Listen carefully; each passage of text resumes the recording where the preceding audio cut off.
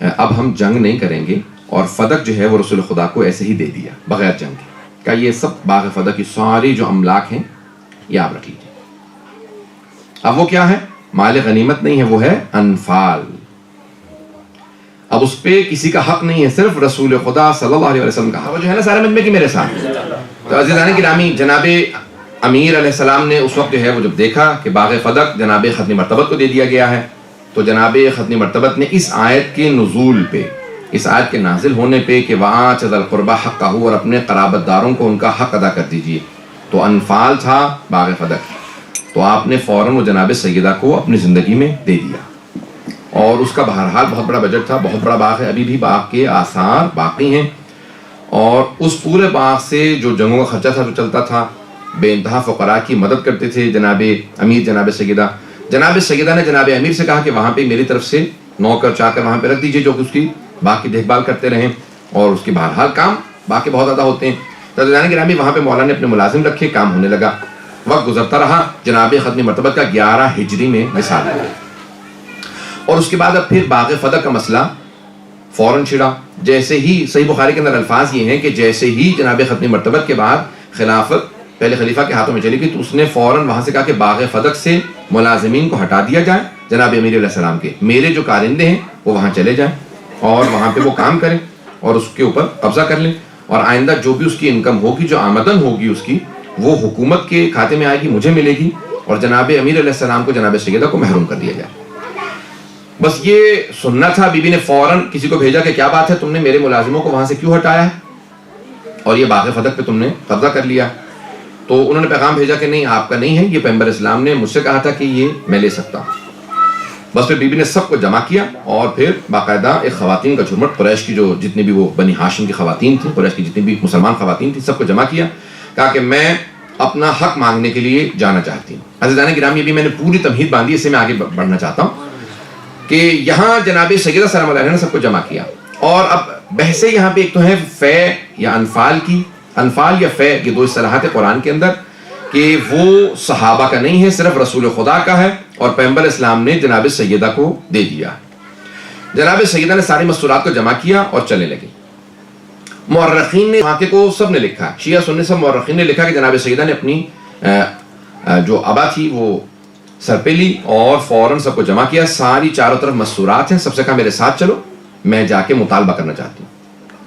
اس سے پہلے کہ میں بات کو آگے بڑھاؤں، یہاں پہ روک کے ابن ابی الحدید معتزلی، نام سن رکھا ہوگا آپ لوگوں نے، جنہوں نے نہج البلاغہ کی شرح لکھی ہے، شرح نہج البلاغہ 20 جلدوں میں لکھی ہے، اور ان کے استاد تھے، وہ کہتے ہیں میں نے اپنے استاد سے سوال کیا ابن ابی الحدید معتزلی نے کہ کیا ایسا مسئلہ تھا کہ پہلے خلیفہ نے بی بی کو فدق کا مطالبہ کرنے کے باوجود بھی باغ فدق واپس نہیں کیا، ایسا کیا مسئلہ تھا؟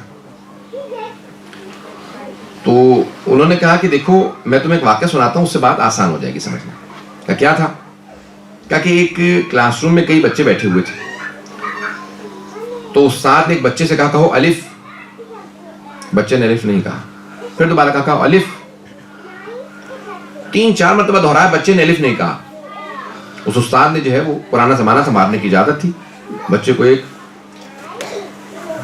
باقاعدہ تھپڑ رسید کیا، کہا کہ بھئی تم اتنے نالائق ہو، تمہیں الف تک نہیں آتا، یہ کہا اور آگے بڑھ گیا۔ اس بچے کے ساتھ اور بچہ بیٹھا تھا، اس نے سوال کیا، اس نے کہا واقعا تم اتنے نالائق ہو، تمہیں الف تک نہیں کہنا آتا؟ اس نے کہا ایسی بات نہیں ہے، مجھے الف کہنا آتا ہے، اس کے بعد پھر میں جانتا ہوں کہ با ہے، ثا ہے، جیم، ہا، خا، عربی کے وہ استاد تھے، کہ یہ مجھے دال تک سارے حروف آتے ہیں لیکن دال کے بعد کے حروف نہیں آتے۔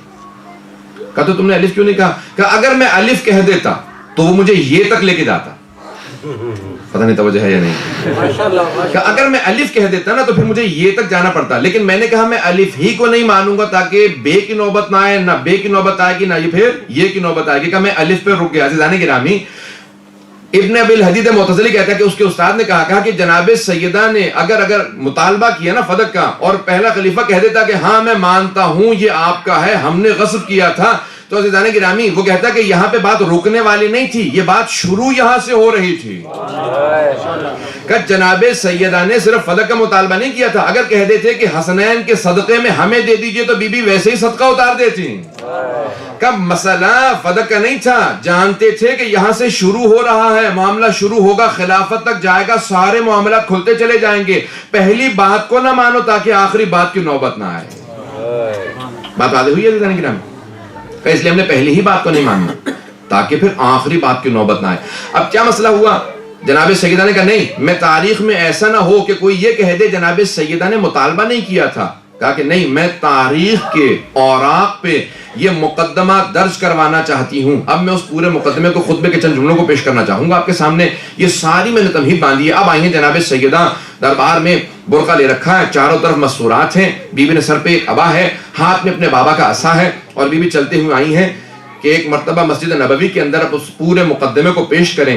اور آنے کے بعد بی بی نے کہا کہ قرآن کے اندر بی بی نے پہلے حمد باری تعالیٰ بجا لائیں اور کہا کہ تمام تعریفیں اللہ کے لیے ہیں، اور الحمدللہ علی ما الہما، اور اس خداوند متعال کی تمام تعریفیں کہ جس نے ہر چیز ہم پہ الہام کی ہے، وہی ہم پہ بھیجی ہے، جتنی نعمتیں اس نے آل محمد کو عطا کی ہیں کسی کو عطا نہیں کی ہیں۔ عزیزان گرامی، حمد باری تعالیٰ بجا لا رہی ہیں لیکن اس کے اندر بھی فضائل اہل بیت کو واضح کر رہی ہیں۔ عزیزان گرامی، وہاں پہ بی بی نے ایک مقدمہ پیش کیا اور اس کے بعد کہا کہ اس خداوند متعال نے جب ہر طرف ظلمت تھی، تاریکی تھی، چاروں طرف کفر ہی کفر تھا، شرک ہی شرک تھا، اس خداوند متعال نے میرے بابا کا انتخاب کیا۔ کہا اے محمد، جاؤ جا کے میری توحید کا دنیا کے اندر پرچار کر دو، سب کو تعارف کروا دو کہ میں کون ہوں۔ کہا کہ اس تاریکی کے اندر ایک نور نمودار ہوا، اس نور کا نام محمد مصطفیٰ تھا، حبیب خدا تھا۔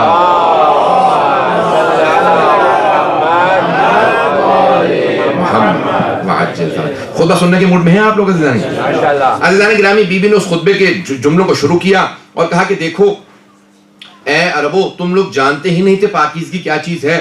وہ جو بارش کا پانی جمع ہو کے گودالوں میں کھڑا ہو جاتا، زمین میں گڑھے ہوتے ہیں نا، جب بارش ہوتی ہے تو گڑھوں میں پانی کھڑا ہو جاتا ہے، کہ وہ جو پانی گودالوں میں کھڑا ہو جاتا تھا، تم اس جمع شدہ پانی کو پی لیا کرتے تھے۔ میرے بابا نے تمہیں بتایا پاکیزگی کیا چیز ہے۔ کہ میرے بابا نے بتایا کہ دیکھو زمین میں کنویں کھودے جا سکتے ہیں، آب زمزم کو جاری کیا، کہ ہر چیز کی پاکیزگی میرے بابا نے سمجھائی۔ کہا کہ دیکھو تم لوگ کچھ نہیں جانتے تھے، جب سارے کے سارے دنیا کے بھیڑیے جمع ہو جاتے تھے، بی بی نے الفاظ استعمال کیے ہیں کہ جو بھیڑیے وولز، اب مجھے نہیں معلوم جرمن میں کیا کہتے ہیں، کہ جتنے بھی بھیڑیے گورگھاں یہ سارے کے سارے حملے کرتے تھے نا تم پہ، تو تم سب کے سب چاروں طرف سے ترس کھا کے ڈر کے بیٹھ جاتے تھے کہ وہ میرے ابن عم تھے، علی ابن ابی طالب تھے، کہ جتنے عرب کے بھیڑیے تھے جب وہ حملے کرتے تھے تو ایک اللہ کا شیر تھا، علی ابن ابی طالب۔ سارے عرب کے بھیڑیوں کے سروں کو توڑنے والا اللہ کا ایک شیر تھا، جس نے تم میں سے کبھی کسی کو زحمت نہیں دی۔ جب تمہارے سروں پہ پرندے بیٹھے ہوتے تھے تم ہلنے کی کوشش نہیں کرتے تھے، وہ ایک علی تھے جو کھڑے ہوتے تھے، ہر عرب کے سر کو توڑ کے بتاتے تھے میں اللہ کا بھیجا ہوا شیر ہوں۔ اب جناب خاتون جنت نے تعارف کروایا، پہلے اپنے بابا کا تعارف کروایا، کہا کہ ہر تاریخ کے اندر کہا اگر ایک نور نظر آ رہا تھا وہ حبیب خدا کا نور تھا۔ انہوں نے قرآن کو اس طرح سے پہنچایا جس طرح پہنچانے کا حق تھا۔ واجبات کو اس لیے دیا تاکہ تم اپنے آپ کو تقویت دے سکو، نماز کو واجب قرار دیا تاکہ تکبر سے بچ سکو، روزے کو واجب قرار دیا تاکہ تمہاری صحت بحال ہو سکے، زکوٰۃ و خمس کو واجب قرار دیا تاکہ تمہارے رزق میں نمو ہو، تمہارا رزق آگے بڑھے، برکت کا سبب بنے، حج کو واجب قرار دیا تاکہ پوری دنیا کے اوپر مسلمانوں کا روب بیٹھ جا کے اتنے مسلمان ہر سال جمع ہو جاتے ہیں۔ عزیزان گرامی، بی بی نے ساری عبادات کے فلسفے کو سمجھایا ہے کہ مسلمانوں کی عزت کی خاطر جہاد کو واجب قرار دیا، کہ جہاد کے اندر سب سے بڑے مجاہد کا نام علی تھا۔ عزیزان گرامی، بی بی تعارف کروا رہی ہیں کہ جب سارے کے سارے ظلمت و تاریکیوں کے اندر جب ہم اہل بیت علیہ السلام کی ولایت کو واجب قرار دیا تو وہ تمہیں فرقہ واریت سے بچانے کے لیے۔ عزیزان گرامی، اگر آج بھی فرقہ واریت سے بچنا ہے تو اہل بیت کو مان لیں، کہ ہم اہل بیت کی ولایت کو واجب قرار دیا کہ دیکھو فرقہ واریت سے بچ جاؤ۔ امان من الفرقہ، امان ہے، فرقہ یعنی تفرقے سے، فرقہ بازی سے، کہ فرقہ بازی سے بچانے کے لیے اللہ نے ہماری ولایت کو تم پہ واجب قرار دیا۔ عزیزان گرامی، اب بی بی نے خطبہ دینا شروع کیا اور پھر ایک مرتبہ بی بی نے مجمع کو خطاب جب کر رہی تھی، ہر مجمع کا آدمی بہت روب سے سن رہا تھا، سناٹا ایسا تھا کہ اگر کوئی سوئی گر جائے تو محسوس یہ ہو کہ یہاں پہ آواز آنے والی ہے۔ عزیزان گرامی، جب بی بی چل رہی تھی نا تو زمین قدموں کے بوسے دے رہی تھی، آسمان سے لبیک کی آوازیں آ رہی تھی، سارا مجمع اس طرح سے چھٹ رہا تھا جیسے عصمت کبریٰ کا پیکر ہو۔ جیسے ہی جناب خاتون جنت مسجد نبوی میں آئے تو سارے مجمع پہ ایک روب طاری تھا، نگاہیں زمین پہ گڑی ہوئی تھی، محسوس یہ ہو رہا تھا میدان محشر میں اللہ نے بلوایا۔ عزیزان گرامی، اس مقام پہ جناب خاتون جنت نے جب خطبہ دیا، اب ہر آدمی گواہی دے رہا تھا کہ آج ہمیں دوبارہ رسول خدا کی یاد تازہ ہو گئی ہے، جس طرح حبیب خدا خطبے دیتے تھے آج خاتون جنت ویسا ہی خطبہ دے رہی ہے۔ بی بی کی فصاحت و بلاغات النساء کتاب کے اندر سب سے پہلے بی بی کا خطبہ درج کیا گیا۔ عزیزان گرامی، بی بی نے بہت فصیح و بلیغ خطبہ دیا۔ اس خطبے کے اندر بی بی نے جملے کہے، اور جملوں میں کہنے کے بعد ایک مرتبہ بی بی سارے مجمع کو مخاطب ہونے کے بعد ایک مرتبہ جو ممبر پہ یا تخت پہ بیٹھا تھا، ممبر تب تک ممبر ہے جب آل رسول کے پاس ہو، اور پھر اگر آل رسول سے چھین لیا جائے تو پھر ممبر نہیں رہتا، تخت بن جاتا ہے۔ عزیزان گرامی، بی بی نے فوراً تخت کی طرف رخ کیا اور ایک مرتبہ مخاطب ہو گیا، یبن ابی قحافہ۔ عزیزان گرامی، عجیب انداز ہے، 18 برس کا سن ہے بی بی کا، لیکن خطبے کا انداز یہ ہے کہ کائنات کی ملکہ کلام کر رہی ہے۔ کہ یبن ابی قحافہ، اے ابو قحافہ کے بیٹے، جئت بشیء فریہ، کیا تو اسلام کے اندر نئی بدعت کو لے کے آیا ہے؟ کیا ترث ابوک ولا ارث ابی، کیا تو اپنے باپ کا وارث ہے، میں اپنے بابا کے وارث نہیں ہو سکتی؟ اللہ اکبر، بی بی کا کیسا انداز ہے۔ اور فوراً بی بی نے خطبہ شروع کیا۔ بی بی نے کہا، دیکھ، ہر انسان اپنے ماں باپ کا وارث ہوتا ہے، کہ میں اپنے بابا کی وارث ہوں۔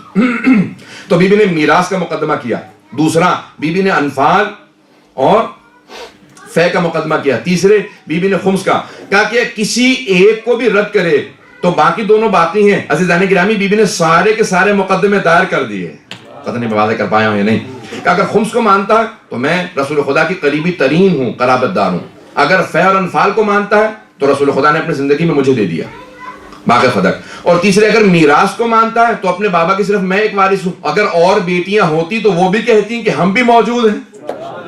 عزیزان گرامی، کسی اور کا نہ بولنا اس بات کی علامت ہے کہ جناب خاتون جنت صرف ایک ہی وارث تھی۔ صلوات پڑھیں محمد وعلی محمد۔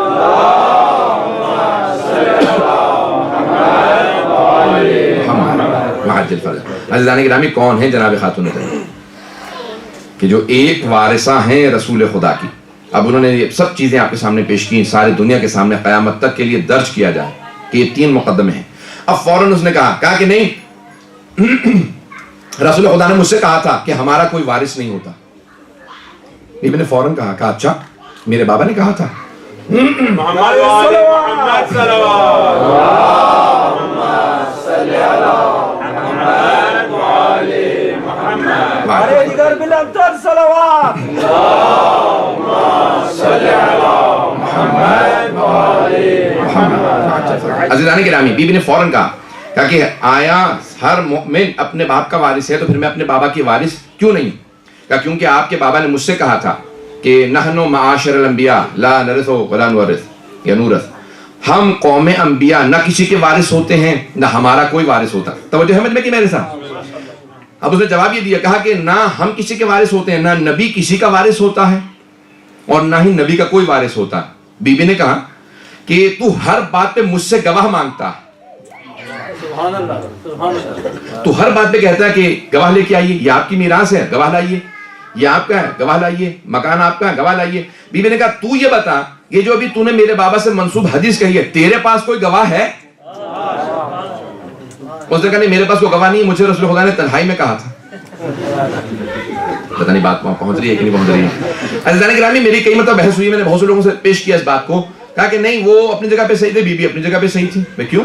کہا بی بی اپنی میراث مانگ رہی تھی، ان کا حق بنتا تھا، اور وہ بھی صحیح تھے کیونکہ پیغمبر نے ان سے کہہ دیا تھا۔ عزیزان گرامی، اگر معاذ اللہ پیغمبر نے کہا ہوتا تو ان سے کہنے کی کیا ضرورت تھی؟ بی بی سے کہتے تھے میراث مت مانگنا، قیامت تک کے لیے سارے شیعہ پیچھے پڑے رہیں گے۔ پتہ نہیں بات واضح ہو رہی ہے یا نہیں ہو رہی؟ تو جس سے متعلق تھا ان کو بتا دیں آپ کی میراث نہیں ہے، یہ ہمسائے والوں کو بتانا میرے بچوں سے حق چھین لینا۔ یہ نہیں سوچتے کہ پیغمبر پہ حق جا رہا ہے، یہ کہنا کہ تم حق چھین لینا اور ان سے نہیں بتا رہے کہ حق مت مانگیے گا۔ تو کہا کہ نہیں، مجھ سے پیغمبر نے کہا تھا، بی بی نے کہا کوئی گواہ لے کیا۔ عزیزان گرامی، اس نے کہا میرے پاس کوئی گواہ نہیں ہے، رسول خدا نے تنہائی میں کہا تھا۔ تو ایک خاتون بولی بابا جان تنہا نہیں تھے، میں بھی پردے میں بیٹھی ہوئی تھی، میں نے سنا تھا۔ عزیزان گرامی، جس نے گواہی پیش کی، توجہ کیجیے گا، سارے مجمع کی توجہ ہو، جس نے گواہی پیش کی اسی نے کل اپنے باپ کے مرنے پہ کہا میرے بابا کو میرے گھر میں دفنا دو۔ کہا یہ رسول خدا کا گھر ہے، آپ کا نہیں۔ کہا میری میراث ہے۔ جو جناب سیدہ کی میراث کا انکار کر دے، اپنی میراث کیسے مانگے؟ پتہ نہیں بات واضح ہے یا نہیں ہے؟ عزیزان گرامی کہا کہ میری میراث میں میرے بابا کو دفنا دو. کہا کہ تم نے تو کہا تھا بابا جان انبیاء کا کوئی وارث نہیں ہوتا. یہ آپ نے بالکل صحیح کہا, میں سن رہی تھی. عزیزان گرامی پھر اپنی میراث مانگنے کا حق نہیں رہتا. میں بہت آپ کے سامنے تفصیل سے پیش کر رہا ہوں, مقدمے کو سنتے جائیے گا. تو عزیزان گرامی جناب سیدہ نے کہا کہ تو گواہ لے کے آ. کہا کہ نہیں, گواہ آپ لے کے آئیے کیونکہ باغ فدق آپ مجھ سے مانگ رہی. بی بی نے کہا میں مانگ نہیں رہی ہوں, باغ فدق میرے پاس تھا, تو نے میرے ملازموں کو ہٹایا. توجہ کیجئے گا عزیزان گرامی, پوری دنیا میں قانون ہے, اسلام سے لیا گیا, برطانیہ نے دیا ہے. دا لا آف پوزیشن اسے کہتے ہیں, قانون قاعدۃ الید عربی میں کہا جاتا ہے, یعنی قبضہ جسے کہتے ہیں کہ جو چیز جس کے قبضے میں ہوتی ہے وہ اسی کی ہے. یہ امامہ میرے سر پہ ہے. اگر کوئی آدمی کہے یہ امامہ میرا نہیں ہے اس کا ہے, تو مجھے گواہ کی ضرورت نہیں ہے. جو آدمی میرے خلاف کہے گا نا یہ امامہ اس کا, وہ میرے خلاف گواہ لائے گا کہ امامہ اترواؤ, یہ امامہ میرا. توجہ کیجئے گا عزیزان گرامی, اسے کہتے ہیں لا آف پوزیشن, جو چیز جس کے پاس ہے اسی کی ہے. دوسرا جو مقدمہ دائر کرے گا وہ گواہ لے کے آئے. بی بی نے کہا میرے نوکر ملازم وہاں کام کرتے ہیں, اگر تو کہتا ہے کہ تیرا ہے تو تو گواہ لے کے آ, مجھ سے کیوں گواہ مانگتا ہے؟ اب تک ہمارے وہاں پہ نوکر کام کرتے رہے, 4 سال سے لوگ کام کر رہے ہیں, تو آج کہہ رہا کہ تیرا, تو تو گواہ لے کے آ. توجہ کیجئے عزیزان گرامی, تو اسے کہا نہیں میرے پاس گواہ نہیں, ہم نے قبضہ کر لیا, اب آپ گواہ پیش کیجئے. بی بی نے کہا کہ میں قرآن سے, میں تو بتا رہی ہوں کہ میں قرآن کے اندر آیا کہ اولو الارحام بعضهم بعض, یہ جتنے بھی رحم والے ہیں یعنی جتنے بھی خونی رشتہ دار ہیں وہ وارث ہوتے ہیں. کہ قرآن کی آیت ہے, میں قرآن سے تجھے دلیل پیش کر رہی ہوں. کہ نہیں لیکن حدیث موجود ہے رسول خدا کی کہ ہمارا کوئی وارث نہیں. بی بی نے کہا تو کیسا مسلمان ہے, میں آیت پیش کرتی ہوں تو اپنے پاس سے بنا کے حدیث لے آتا ہے. توجہ توجہ توجہ عزیزان گرامی, بی بی نے کہا میں آیت پیش کر رہی ہوں. کہا کہ نہیں میں اس مقام پہ تسلیم نہیں کر سکتا کیونکہ یہاں پہ ایکسیپشنل کیس ہے. توجہ کیجئے گا عزیزان گرامی, بی بی نے کہا کہ اچھا تو کہتا ہے کہ میرے بابا نے فرمایا, میں نہیں مان سکتی. کیوں؟ کیونکہ قرآن میرے بابا پہ نازل ہوا تھا, اور یہ حدیث جو تو نے ابھی گھڑ کے پیش کی ہے یہ قرآن کی مخالفت کر رہی ہے. توجہ توجہ توجہ, کہ قرآن کی مخالفت پیش کر رہی ہے. تو ایسا ہو ہی نہیں سکتا کہ میرے بابا قرآن کے برخلاف کوئی بات کہہ دیں. کہ میں تجھے قرآن سے آیات پیش کرتی ہوں جہاں وارث بھی نبی ہے, جس کا وارث ہے وہ بھی نبی ہے. وارث سلیمان و داؤد, قرآن کی آیت ہے کہ سلیمان داؤد کے وارث بنے. کہ داؤد نبی, سلیمان نبی, کہ جو وارث ہے وہ بھی نبی ہے, جس کا وارث ہے وہ بھی نبی ہے. پتہ نہیں بات پہنچا پایا ہوں یا نہیں. جناب داؤد نبی ہیں, جناب سلیمان نبی, دونوں باپ بیٹا ہیں. جناب داؤد والد ہیں, جناب سلیمان بیٹے ہیں. کہ تو کہتا ہے انبیاء کا کوئی وارث نہیں, یہ قرآن کی آیت ہے. اب جیسے آپ خاموش, پورا مجمع خاموش تھا وہاں پہ. بیوی نے کہا دوسری آیت سن. جناب زکریا دعا مانگ رہے ہیں جناب یحییٰ کے لیے, اور کہتے ہیں رب ہب لی من لدنک, پروردگارا اپنے پاس سے مجھے ایک وارث عنایت فرما, یرثنی و یرث من آل یعقوب. توجہ توجہ توجہ, کہا کہ پروردگارہ جو میرا بھی وارث ہو اور ساری آل یعقوب کا وارث ہو. جناب یعقوب نبی, جو جناب اسحاق کے بیٹے ہیں وہ نبی, جناب یعقوب, جناب یوسف نبی. کہ یہ سارے انبیاء تھے. یہ جناب یحییٰ ان کے بیٹے ہیں وہ بھی نبی, جناب زکریا نبی, جناب یعقوب نبی. کہ تو کہتا ہے انبیاء کا وارث نہیں, یہ سارے انبیاء کا وارث. عزیزان گرامی, اس نے کہا کہ نہیں کوئی اور دلیل پیش کیجئے. بی بی نے کہا اچھا اگر تجھے گواہ چاہیے تو میں گواہ لے کے آتی ہوں. کہ گواہ کون ہے آپ کا, گواہ لے کے آئیے. اب سارے خاموش ہو کر سر جھکانے لگے کہ کہیں ایسا نہ ہمیں گواہ بنا دے. حکومت سے ٹکر لینا بہت مشکل کام ہے. عزیزان گرامی, آج بھی لوگ کہتے ہیں کہ خاموش رہو, اپنے بچوں سے کہہ دیتے ہیں, رشتہ داروں سے, بیٹا خاموش رہو, حکومت کے خلاف مت بولنا, حکومت سے کون ٹکر لے گا. بی بی نے ایک مرتبہ اپنے سر کو اٹھایا, کہ گواہ پیش کروں. کہاں گواہ پیش کیجئے. کہ ام ایمن میری گواہ ہے. جناب ام ایمن کے لیے کہا کہ یہ میری گواہ ہے. کہا نہیں یہ خاتون ہے, ان کی گواہی آدھی ہے. جناب ام ایمن کھڑی ہو گئی. کہ تم نے سنا نہیں تھا پیغمبر نے کہا تھا ام ایمن میری ولادت کی گواہ ہے, اگر یہ گواہی دے تو گواہی آدھی نہیں پوری ہے. نعرہ صلوات, اللہم صلی علی محمد و آل محمد. بشی کہنا چاہا کہ نہیں مجھے تسلیم نہیں ہے. بی بی نے فوراً اشارہ کیا. بی بی نے کہا کہ دیکھ پھر میرے شوہر علی بن ابی طالب میرے گواہ ہیں. کہا نہیں شوہر کی گواہی بیوی کے حق میں قبول نہیں ہے. بی بی نے کہا تیرے پاس کوئی آیت یا حدیث ہے کہ شوہر کی گواہی قبول نہیں ہے؟ کہا شوہر کی گواہی کیوں قبول نہیں ہے؟ علی عادل ہیں، مرد ہیں؟ کہا کہ نہیں یہ شوہر ہیں۔ کہا ٹھیک ہے حسنین میرے گواہ ہیں۔ کہا یہ نابالغ ہیں۔ کہا رسول خدا نے جوانان نے جنت کا سردار بناتے ہوئے یہ نہیں سوچا یہ نابالغ ہے؟ جب انہوں نے کہا کہ الحسن والحسین سیدہ شباب اہل الجنہ، جب انہوں نے کہا کہ جوانان نے جنت کے سردار ہیں، انہیں خیال نہیں ہے کہ ابھی نابالغ ہیں، جب بالغ ہوں گے شہادت ہوگی تب جا کے بنیں گے۔ انہوں نے کہا ابھی ہیں۔ جب ابھی سردار ہیں تو پھر گواہ کیوں نہیں ہے؟ عزیزان گرامی یہ بی بی کا مقدمہ ہے، جناب خاتون جنت ہے۔ بی بی نے کہا یہ دونوں میرے گواہ ہیں، کہا کہ مجھے آپ کی گواہیاں قبول نہیں ہے۔ بی بی نے ایک جواب دیا، بی بی نے کہا پھر گواہ رہے، میں سارے مجمع کو گواہ بنا کے کہتی ہوں میں اسی مقدمے کو روز قیامت دوبارہ پیش کروں گی، اور اس وقت مقدمہ خود خدا کی بارگاہ میں ہوگا، والزعیم محمد، اور میرے بابا میرا مقدمہ لڑنے والے ہوں گے، تو بتا تو کہاں کھڑا ہوگا؟ اللہ اکبر۔ یہ جناب خاتون جنت، یہ خاتون جنت کلام کر رہی ہیں۔ عزیزان گرامی اس انداز سے بھی میں نے مقدمے کو پیش کیا، ہر آنکھ میں آنسو تھا، ہر افراد، ہر آدمی وہاں پہ لرز رہا تھا۔